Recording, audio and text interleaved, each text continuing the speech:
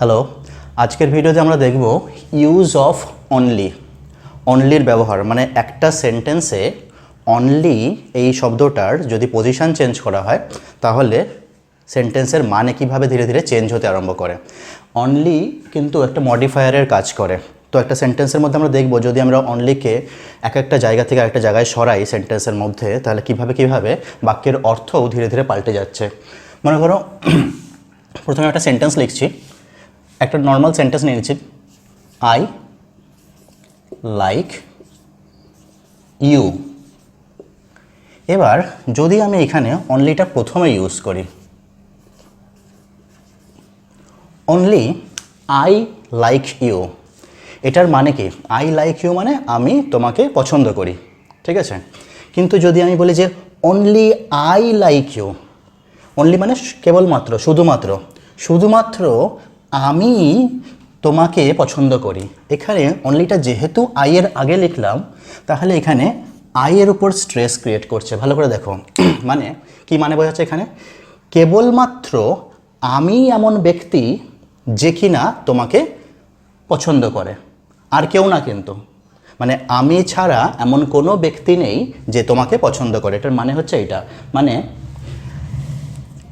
আমি ছাড়া, no one else, মানে এই আমিটা ছাড়া নো ওয়ান এলস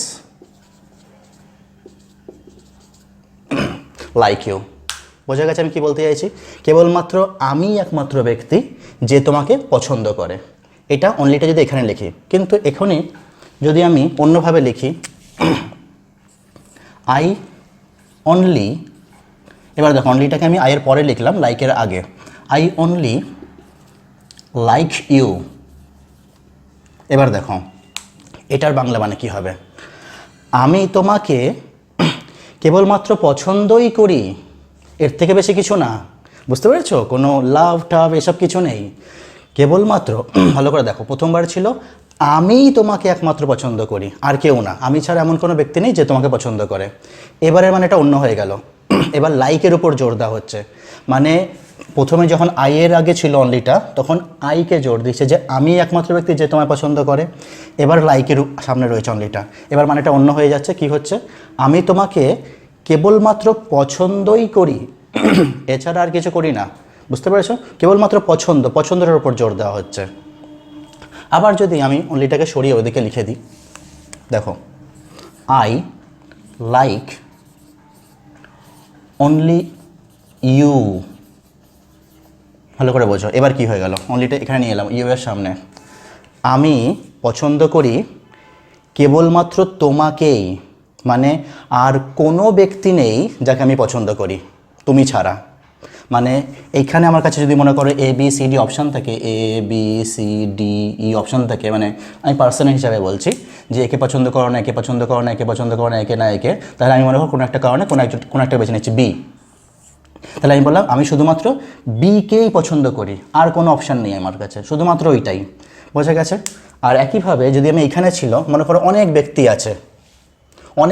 আছে এখানে, প্রচুর ব্যক্তি আছে, এরকম 1 2 3 4 5 6, এদের মধ্যে কে তোমাকে পছন্দ করে, প্রথমটার অপশানে বলছি, এদের মধ্যে শুধুমাত্র আমি, মনে করো এখানে কোনো এইটা হচ্ছে আমি, মনে করো এই আমিটাই কেবলমাত্র তোমাকে পছন্দ করে, এরা কেউ নয়, এরা কেউ তোমাকে পছন্দ করে, মানে এরা হয়তো তোমার হেটার হতে পারে।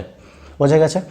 তো এইভাবে যদি অনলিকে আমরা পজিশন চেঞ্জ করাই, তাহলে সেন্টেন্সে এর বাংলা মানেগুলো কিন্তু পাল্টে হয়।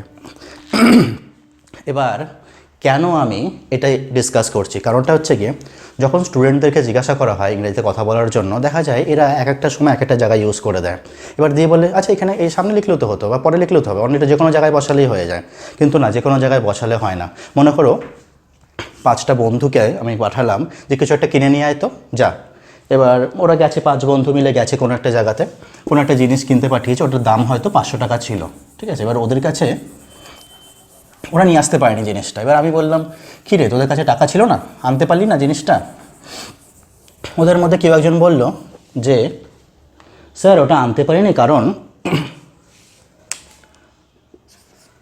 ধরো এই কালিটা অন্য কালি দিয়ে লিখি, ওটা আনতে পারিনি কারণ আমার কাছে, মানে ও ইংরেজিটা এরকম বলেছে,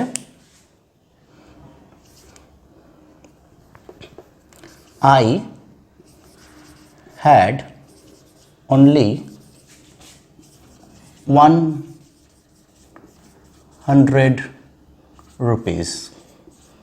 ওকে, তো ও বলছে আই হ্যাড অনলি 100 rupees, মানে এটার মানে হচ্ছে আমার কাছে ছিল কেবলমাত্র 100 টাকাই। ঠিক আছে, 100 টাকাই কেবলমাত্র ছিল। তো আমি বললাম তো আরও তো 4 জন বন্ধু ছিল, তোরা তো 5 জন গেছিলে, তো আর কারো কাছে ছিল না টাকা? বলছে না, আই হ্যাড অনলি 100 rupees। এবার এটার মানে কি হচ্ছে, আমার কাছে কেবলমাত্র 100 টাকাই ছিল, এবার জিনিসটার দাম তো 500 টাকা। কিন্তু ও না, এটা অনেকক্ষণ কথাবার্তা বলার পর আমি বুঝতে পারলাম ও বলতে চাইছে, ওইটা বলতে চাইনি যে আমার কাছে কেবলমাত্র 100 টাকা ছিল। ও আমাকে বলতে চাইছিল যে কেবলমাত্র আমার কাছেই 100 টাকা ছিল, বাকি 4টের কাছে 1 টাকাও ছিল না, আমার পকেটে কোনো কারণে 100 টাকার একটা নোট ছিল, ব্যাস, আর কারো কাছে কোনো টাকাই নেই। তাহলে ওকে না অনলিটা এখানে বসালে হতো না, ওকে এটা বোঝানোর জন্য অনলিটা লিখতে হতো এইখানে। দেখো এখানে অনলিটা দিয়েছে বলে আমি ভাবছি শুধুমাত্র ওর কাছে 100 টাকাই ছিল, আর 100 টাকার বেশি ছিল না, সেই জন্য হয়তো ও কিনতে পারেনি, কিন্তু বাকি 4 জনের কাছে তো ছিল। কিন্তু ওর বলতে চাইছিল অন্য কথা, ও বলতে চাইছে অনলি আই হ্যাড 100 rupees, কেবলমাত্র আমার কাছেই 100 টাকা ছিল, আর বাকিগুলোর কাছে কোনো টাকাই ছিল না, টানবই করে। তো কেবলমাত্র আমার কাছেই অনলি আই হ্যাড 100 rupees, এরকম সেন্স ক্যারি করানোর জন্য আমাদের কি অনলির ইউজটা বুঝতে হবে। একটা ছেলে ক্লাসে এসছে, 70 নাম্বার পেয়েছে, 70% পেয়েছে, স্কুলে এসে নাচানাচি করছে। আমি বলছি যে কী রে, মাত্র 70 পেয়েছিস তাতেই নাচানাচি করছিস? বলছে হ্যাঁ, মজার বিষয়। কেন? বলছে ইংরেজিতে এইভাবে বলছে হয়তো, আই গট অনলি 70% মার্কস। ওকে, তো আমি ভাবছি হ্যাঁ, অনলি 70% মার্কস পেয়েছিস, তাতেই এত নাচানাচি করছিস, তো এটা কেমন কি নাম্বার হলো? তো বলছে yes, I got only 70% marks. তো আমি বলছি 70% পেয়ে এত কেন নাচানাচি করছে? ওর কথাটা আমি বুঝতে পারছি না। অ্যাকচুয়ালি ও বলতে চাইছিল অন্য কথা। ও বলতে চাইছে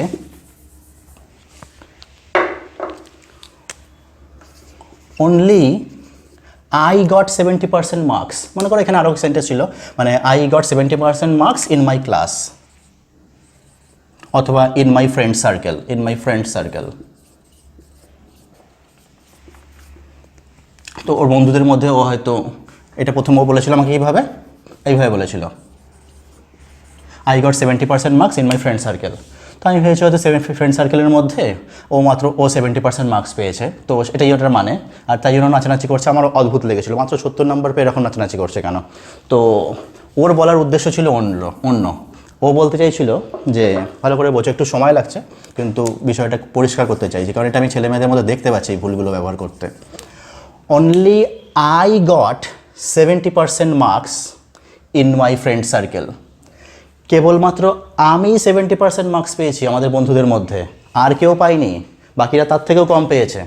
এবার আমি মানেটা বুঝতে পারলাম, ও আচ্ছা, অনলি আই বলতে শুধুমাত্র ওই পেয়েছে, এই আইতে জোর হচ্ছে। আমার মনে হয় এবার ধীরে ধীরে পরিষ্কার হচ্ছে।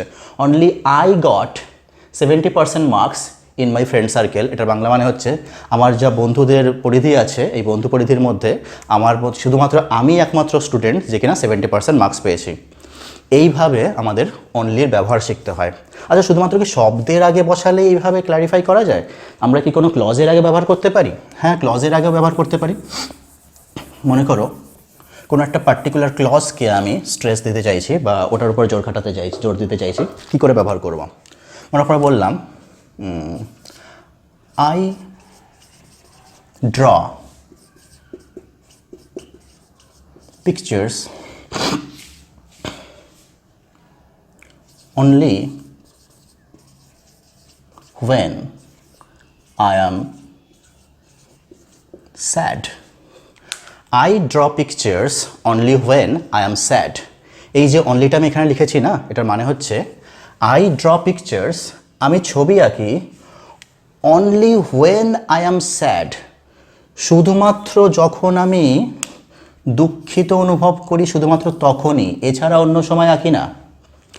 কেবলমাত্র যখন আমি দুঃখিত অনুভব করি, যখন আমি স্যাড থাকি, ওয়েন আই অ্যাম স্যাড, যখন আমি স্যাড থাকি তখনই ছবি আঁকি। বোঝা গেছে? এবার আমি যদি এখানে অনলি না দিয়ে অন্য কোথাও অনলি দিতাম, এটা আমি ইউজ অলরেডি বলেই ফেলেছি, এবার বুঝতে পেরেছি তোমরা হয়তো। আমি হয়তো বললাম যে I draw only pictures when I am sad, মানে আমি আঁকি শুধুমাত্র ছবি যখন আমি দুঃখিত অনুভব করি, অন্য কিছু আর আঁকি না, ঠিক আছে, শুধু ছবিই আঁকি আর অন্য কিছু আঁকি না। বা যদি মাত্র আমি যদি অনলিটাকে এইখানে দিয়ে দিই, সামনে দিয়ে দিই একেবারে শুরুতে, তখন কি হয়ে যাবে? Only I draw pictures when I am sad, মানে যখন আমি দুঃখিত হই তখন শুধুমাত্র আমি ছবি আঁকি আর অন্য কেউ ছবি আঁকে না, মানে আর কেউ আঁকে কি আঁকে আমি জানি না, কিন্তু আমি একমাত্র ব্যক্তি যে কিনা দুঃখ পেলে ছবি আঁকে, এটার মানে ওটা দাঁড়াচ্ছে। বোঝা গেছে? আশা করি অনলির ব্যবহারটা সবাই বুঝতে পেরেছো। তো অনলির পজিশন চেঞ্জ করলে বাক্যের মানে কিন্তু পাল্টে যায়, মানে বাক্যের যে সেন্সটা থাকে অনলি অ্যাকচুয়ালি মডিফাই করে, যার আগে বসে তাকে মডিফাই করে, সেই জন্য বাক্যের মানেগুলো এরকম পাল্টে যায়। Thank you.